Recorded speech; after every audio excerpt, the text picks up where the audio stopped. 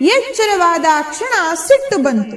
ಕ್ಷುದ್ರ ಪ್ರಾಣಿಯಾದ ನೀನು ಒಬ್ಬ ರಾಕ್ಷಸ, ನನ್ನ ಧ್ಯಾನವನ್ನು ಭಂಗ ಮಾಡದೆ ಎಂಬುದಾಗಿ ಸಿಟ್ಟಿನಿಂದ ತಮ್ಮ ಶಂಕರನು ತಮ್ಮ ಕಾಲಿನ ಆ ಹೆಬ್ಬೆರಳಿಂದ ಆ ಪರ್ವತದ ಮೇಲೆ ಭಾರವನ್ನು ಹಾಕ್ತಾರೆ.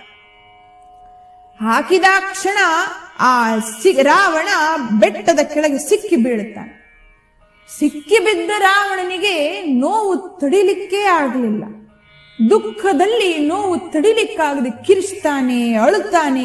ಏನು ಪ್ರಯತ್ನ ಮಾಡಿದರೂ ಆ ಬೆಟ್ಟದ ಕೆಳಗಿಂದ ಆಚೆ ಬರ್ಲಿಕ್ಕೆ ಸಾಧ್ಯವಾಗಲಿಲ್ಲ. ಆ ಸಮಯದಲ್ಲಿ ರಾವಣನಿಗೆ ಅರಿವಾಯಿತು ತಾನು ಮಾಡಿರತಕ್ಕಂತ ತಪ್ಪು ಏನು.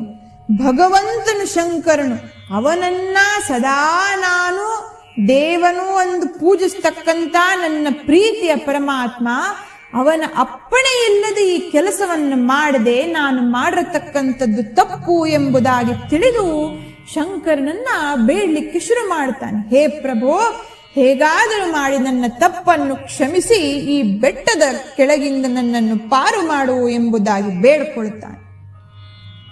ಭೋಳಾ ಶಂಕರನು ಶಿವನು ಅವನನ್ನ ಒಲಿಸಿಕೊಳ್ಳಿಕ್ಕೆ ನಾವು ಬಹಳ ಕಷ್ಟಪಡಬೇಕಾಗಿಲ್ಲ.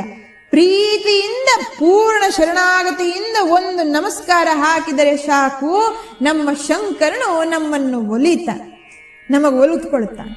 ಅದೇ ರೀತಿ ರಾವಣನು ಕೇಳಿದ ಕ್ಷಣ ಶಂಕರನು ಹೋಗಲಿ ಎಂಬುದಾಗಿ, ತಪ್ಪಿನ ಅರಿವಾಯಿತಲ್ವೇ ಎಂಬುದಾಗಿ ತನ್ನ ಕಾಲನ್ನು ಎತ್ತಾನೆ. ಈ ರಾವಣ ಆ ಬೆಟ್ಟದ ಕೆಳಗಿಂದ ಆಚೆ ಬರುತ್ತಾನೆ. ಈ ಪ್ರಾಕೃತ ಭಾಷೆಯಲ್ಲಿ ರಾವ ಎಂಬುದಾಗಿ ಕರೆಯತಕ್ಕಂಥದ್ದು ಒಬ್ಬ ಮನುಷ್ಯನು ಅಥವಾ ಯಾರೇ ಇರಲಿ, ಒಂದು ಜೀವಿ ನೋವನ್ನು ತಡೆಯಲಾಗದೆ ಜೋರಾಗಿ ಬೊಬ್ಬಿಟ್ಟು ಅತ್ತಾಗ, ದುಃಖದಲ್ಲಿ ಅತ್ತಾಗ ಆ ರಾವ ಎಂಬತಕ್ಕಂತಹ ಪದವನ್ನ ಬಳಸ್ತಾರೆ.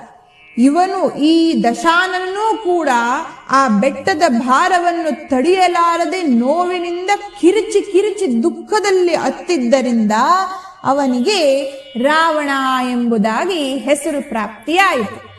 ಈ ರಾವಣ ಎಂಬ ಹೆಸರು ಪ್ರಾಪ್ತಿಯಾದ ಮೇಲೆ ಅವನ ಹಾಸ್ಯ ಮಾಡೋಗೋಸ್ಕರವಾಗಿ ಎಲ್ಲಾ ಕಡೆಗಳಲ್ಲೂ ಈ ದಶಕಂಠನನ್ನ ರಾವಣ ಎಂಬುದಾಗಿ ಕರೆಯಲು ಪ್ರಾರಂಭ ಮಾಡಿದ.